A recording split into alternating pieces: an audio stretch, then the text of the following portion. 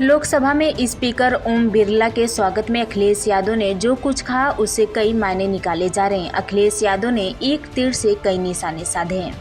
राजनीति सिर्फ भावनाओं के आधार पर नहीं चलती, ना ही समीकरण की विसात पर आगे बढ़ती है। कई बार इसे छायावादी शब्दों में भी धार दी जाती है। अखिलेश यादव ने अपने भाषण में इसी दाव का इस्तेमाल किया है।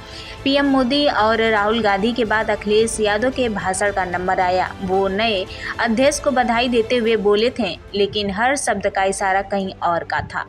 सिर पर लाल टोपी, गले में गुलाबी गमछा, बगल में अयोध्या के सांसद अवधेश प्रसाद और पीछे की कतार में बैठी हुई मैनपुरी की सांसद डिंपल यादव। चूंकि समाजवादी पार्टी इस लोकसभा में तीसरी बार सबसे बड़ी पार्टी बनी है, तो स्पीकर ने पीएम मोदी और राहुल गांधी के बाद सीधे अखिलेश यादव को बोलने का निमंत्रण दिया। अखिलेश यादव खड़े हुए, स्पीकर को बधाई शुभकामनाएं दी और सीधे मुद्दे पर आ गए। अपील की, सदन में दोनों पक्षों के साथ समान व्यवहार होना चाहिए। अखिलेश यादव ने आगे कहा कि जिस पद पर आप बैठे हैं, इससे बहुत सौभाग्यशाली परंपराएं जुड़ी हुई हैं और हम सब यही मानते हैं कि बिना भेदभाव के आगे बढ़ेगा और लोकसभा के अध्यक्ष के रूप में आप हर सांसद और हर दल को बराबरी का मौका और सम्मान देंगे। निष्पक्षता का इस महान पद की महान जिम्मेदारी है। आप लोकतांत्रिक न्याय के मुख्य न्यायाधीश की तरफ बैठे हैं। आपसे अपेक्षा है कि किसी भी जनप्रतिनिधि की आवाज़ दबाई न जाए और ना ही निष्कासन जैसी कार्रवाई दोबारा सदन की गरिमा को ठेस पहुंचाए। आपका अंकुश विपक्ष पर तो रहता ही है, लेकिन आपका अंकुश सत्ता पक्ष पर भी रहेगा। अखिलेश यादव बोल रहे थे और स्पीकर ओम बिरला के चेहरे पर मुस्कान थी। सिर्फ ओम बिरला ही नहीं, अखिलेश यादव की बातों पर डिंपल यादव भी मुस्कुरा रही थी। अखिलेश यादव ने अपने भाषण को पूरा जोर इसी बात पर दिया कि सदन में भेदभाव जैसी।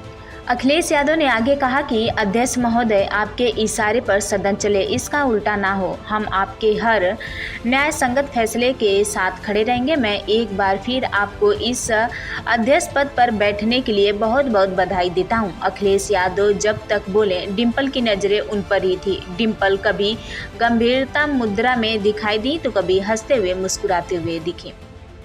सांसदों वाली सीट के मुखिया अखिलेश यादव का संबोधन भले 4 मिनट से भी कम का समय रहा हो, लेकिन उनकी हर बात घुमा फिरा कर स्पीकर की कुर्सी पर पहुंच रही थी। अखिलेश यादव ने कहा कि मैं सदन में पहली बार आया हूं, नए सदन में। मुझे लगता है कि हमारे स्पीकर की कुर्सी बहुत ऊंची है, क्योंकि मैं जिस सदन को छोड़कर आया हूं, अध्यक्ष जी, उसकी कुर्सी बहुत ऊँची है। मैं अध्यक्ष जी किसको कहूँ कि ये कुर्सी और ऊँची हो जाए।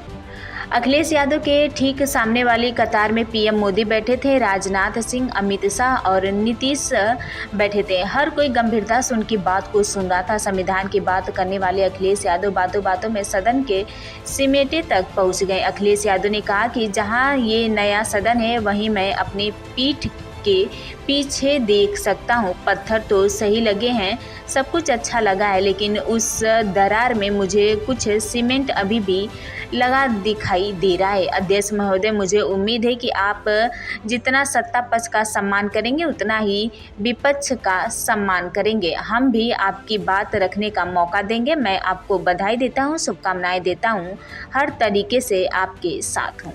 बात सीमेंट की रही हो या बात कुर्सी की रही हो, बात आसन के ऊंचाई की रही हो, बात अंकुश की रही हो या बात फिर भेदभाव, बराबरी, निष्पक्षता की रही हो, अखिलेश यादव का इशारा बिल्कुल सीधा था। समझने वाले समझ गए और जैसे ही अखिलेश यादव ने उनसे हाथ मिलाया और डिंपल यादव मेज थपथपाती नजर आई। अब यहाँ ये समझना जरूरी है कि अखिलेश यादव के भाषण के शब्दों का कोड क्या है। क्या इसे डिकोड किया जा सकता है या फिर इसे एक नई कई मतलब निकल रहे हैं। अखिलेश यादव के तंज का इशारा किधर था। अखिलेश यादव ने कुर्सी की ज़्यादा ऊंचाई होने की बात कही तो पूछा जा सकता है कि इसका क्या मतलब है। मतलब अहंकार से है। उन्होंने कहा कि सदन इसके इशारे पर चल रहा है या उसका उल्टा ना हो। तो क्या इसका मतलब सरकार की? यादव ने कहा कि आपके पीठ के पीछे दरार दिखाई दे रही है और उसमें सीमेंट अभी भी लगा है। अब पूछा जा सकता है कि क्या इसका मतलब क्या था। नए सदन में पिछले सदन की छाया दिख रही थी और आखिर में अंकुश शब्द की चर्चा, जिसका मतलब ये निकाला जा सकता है कि अखिलेश ने इशारों में अपील की है कि विपक्ष को न दबाया जाए। अब अनुमान के इस गणित और छायावादी शब्दों में कितनी सामान्यता है, इसे सिर्फ अखिलेश यादव ही बता सकते हैं।